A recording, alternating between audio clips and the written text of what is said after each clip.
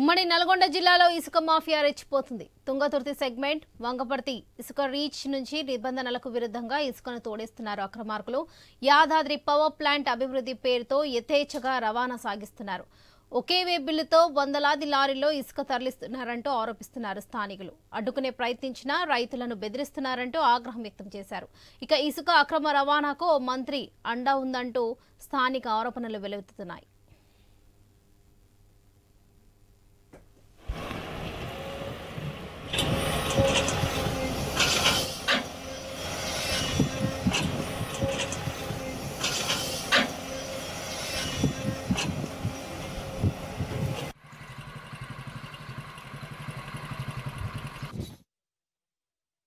ఎక్కడికి పోతుందా ఇసుక? ఇది హైదరాబాద్ పోతుందా? ఒక ఎన్ని రోజులు వచ్చి 11 రోజులు అవుతుంది. లిప్పులు లేవు అసలు. అడిగిన మానవుడు లేడు మాకేడ. ఏమనంటే లేడు వాడు టీసోడు ఎత్తుండు, దాని మీద వాడు చెప్తున్నాడు. ఒక ఎన్ని రోజులు వచ్చి మీరు వచ్చి వారం రోజు ఈ ఆడికి నేను 11 రోజులు కంప్లీట్ అవుతున్నా. లోడ్ అవుతుందా అయితే అడుగుతారా? రే బాబు 60 పోయేసరికి ఒక బండి ఉండదు ఇక్కడ. ఏమంటే ఆయన అక్కడ పంపించే ఆయన కానిస్టేబుల్ అంట పెట్రోలింగ్ అయినా ఒక్క బండి ఉండదు రా బాబు. ఎవరన్నారు? ఎవరు చెప్పారు? ఆయన ఎమ్మెల్యే అంట. ఏ ఎమ్మెల్యేనా ఏ కథ ఆయన ఏం పేరు మనకు తెలియదు. ఈయన ఏమంటే వచ్చి మళ్ళీ రిటర్న్ మళ్ళీ వచ్చి పోలీస్ ఆయన పేరు ఇచ్చి. ఉమ్మడి నల్గొండ జిల్లాలో ఇసుక మాఫియా రెచ్చిపోతుంది. తుంగతుర్తి సెగ్మెంట్ వంగమర్తి ఇసుక రీచ్ నుంచి నిబంధనలకు విరుద్ధంగా ఇసుకను తోడేస్తున్నారు అక్రమార్కులు. యాదాద్రి పవర్ ప్లాంట్ అభివృద్ధి పేరుతో యథేచ్ఛగా రవాణా సాగిస్తున్నారు. ఒకే వే బిల్లుతో వందలాది లారీల్లో ఇసుక తరలిస్తున్నారంటూ ఆరోపిస్తున్నారు స్థానికులు. అడ్డుకునే ప్రయత్నించినా రైతులను బెదిరిస్తున్నారంటూ ఆగ్రహం వ్యక్తం చేశారు. ఇక ఇసుక అక్రమ రవాణాకు ఓ మంత్రి అండ ఉందంటూ స్థానికంగా ఆరోపణలు వెలువెత్తుతున్నాయి. ఈ విషయానికి సంబంధించి మరిన్ని అప్డేట్స్ మా ప్రతినిధి కిరణ్ అందిస్తారు. కిరణ్, చెప్పండి. వరలక్ష్మి, ఉమ్మడి నల్గొండ జిల్లాలో ఇసుక మాఫియా రెచ్చిపోతుందని చెప్పొచ్చు. శాలిగౌరారం మండలం సంబంధించి వంగబర్తి వద్ద ఇసుక రీచ్ నుంచి దాదాపు రోజుకు వందల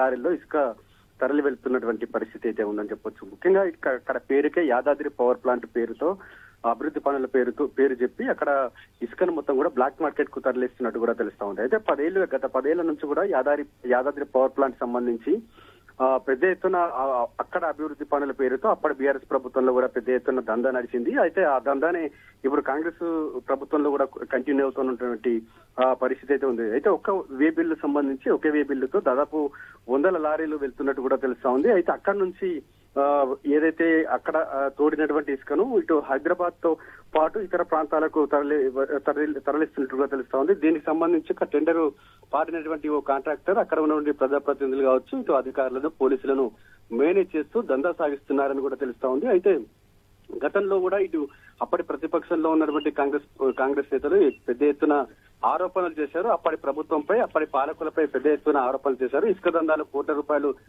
వెనకేసుకుంటున్నారని కూడా అప్పట్లో పెద్ద ఎత్తున కాంగ్రెస్ నేతలు ఆరోపణలు చేశారు. కానీ ఇప్పుడు కాంగ్రెస్ పార్టీ అధికారంలోకి వచ్చిన తర్వాత అప్పటికంటే ఇంకెక్కువ కూడా అక్రమంగా ఇసుక తరలి వెళ్తుందని కూడా అక్కడ ఉన్నటువంటి స్థానిక రైతులైతే ఆరోపణలు చేస్తా ఉన్నారు.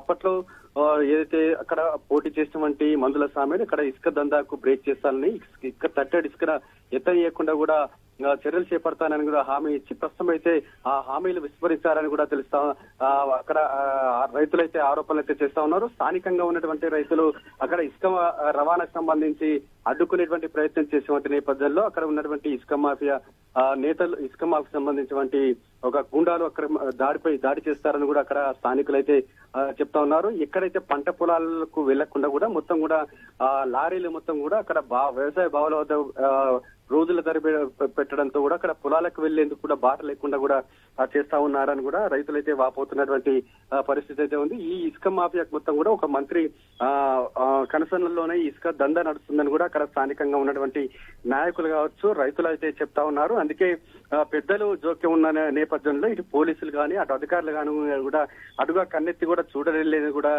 తెలుస్తా ఉంది. ఈ దందాకు సంబంధించి ఇప్పటికే ప్రతిపక్ష నేతలు పెద్ద ఎత్తున ఆందోళనకైతే సిద్ధమవుతున్నారు. అక్కడ ఇసుక రవాణాకు చెక్ పెట్టాలని ఇటు అధికారులను ఒత్తిడి తెచ్చే విధంగా కూడా ఇటు ప్రతిపక్ష నేతలైతే ఆందోళనకు సిద్ధమవుతున్నటువంటి పరిస్థితి కూడా అక్కడ కనబడతా ఉంది. వరలక్ష్మి, కిరణ్, ఈ మొత్తం వ్యవహారం వెనుక కాంగ్రెస్ అధిష్టానం దృష్టికి వెళ్ళినట్లుగా తెలుస్తుంది. దీనిపై సమాచారం ఏమైనా ఉందా?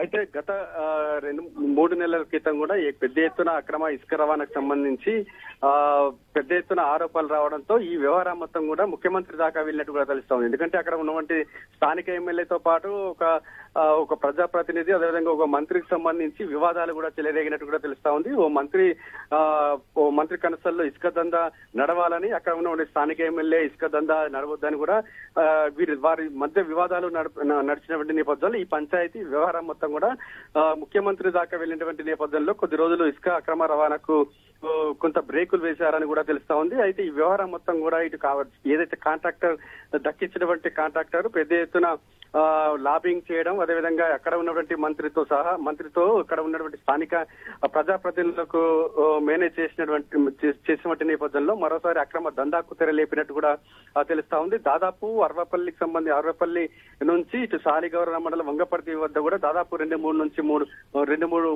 కిలోమీటర్ల మేర కూడా ఇసుక లారీలు బారులు తీరేటువంటి పరిస్థితి అయితే ఉంది. ఒక్కో ఇసుక లారీకి సంబంధించి దాదాపు నిబంధనల విరుద్ధంగా కూడా అక్రమ లోడ్ చేయడం, అదేవిధంగా అక్రమంగా ఒకే బిల్లుతో కూడా 100 లారీలు వెళ్ళినటువంటి ఇష్యూస్ ఉన్నప్పటికీ కూడా ఇటు స్థానికంగా ఉన్నటువంటి పోలీసులు కావచ్చు, మైనింగ్ శాఖకు సంబంధించినటువంటి అధికారులు కావచ్చు, రెవెన్యూకి సంబంధించిన అధికారులు, విజిలెన్స్ అధికారులు, ఇలా ఏ అధికారి కూడా అక్కడ అంత పెద్ద దందా చేస్తున్నప్పటికీ కూడా అటుగా కన్నెత్తి కూడా చూడడం లేదు కూడా ఆరోపణలు వినబడుతున్నాయి. ఎందుకంటే ఇక్కడ కాంగ్రెస్ ప్రభుత్వం సంబంధించి పెద్దల జోక్యం ఉండడం, ఒక కీలక మంత్రి కనసన్నల్లోనే ఈ దందా మొత్తం కూడా వ్యవహారం మొత్తం చక్కదిద్దడం వంటి ఇష్యూస్ తో కూడా ఎవరు కూడా అధికారులు అడ్డు చెప్పినట్టు కూడా తెలుస్తా ఉంది. ఈ వ్యవహారం సంబంధించి ఇసుక వ్యవహారం సంబంధించి కూడా ప్రజా సంఘాలు కావచ్చు, ప్రతిపక్ష నేతలు పెద్ద ఎత్తున ఉద్యమానికైతే సిద్ధమవుతున్నారు.